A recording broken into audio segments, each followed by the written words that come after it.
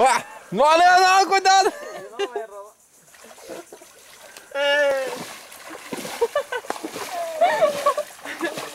Entendeu?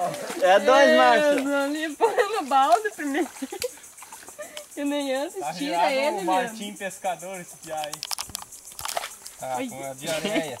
Olha, tira o peixe. Tá vivo? Meu Deus do céu. Meu Deus do céu, vai dar um banho quem tá ao redor? Que culpa eu tenho esse peixe tá vivo? Se ele tivesse morto.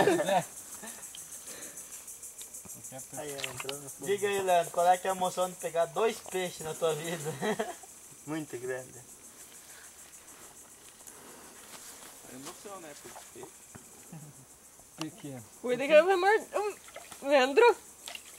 O que você sente nesse momento? Tantas emoções. Tantas emoções. Não sai?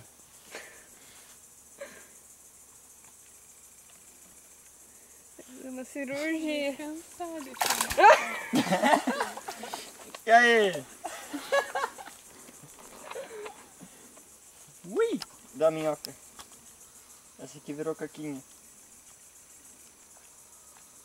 Agora estão pulando lá os bostos. Queria que tivesse minhoca ainda. Né? Acho que vai isso mesmo. Dá pra pegar o terceiro peixe agora. Vai lá então. Vamos lá.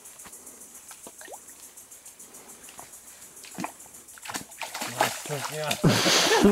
Já era se pegar peixe. Você vai matar o peixe. Já não pega, mas já fugiram do medo.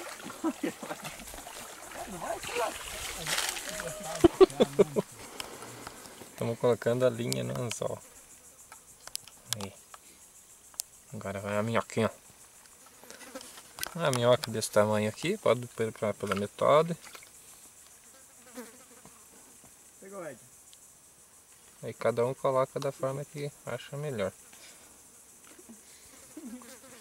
Professor Márcio dando algumas instruções. Coloca ela cruzadinha aqui, ó. Instruções de como segurar a minhoca. Não tem peixe que resista. Quero ver então. Na hora de entrar na água não entra que nem o Leandro, pode colocar a ponta do pé primeiro. Não, assim é.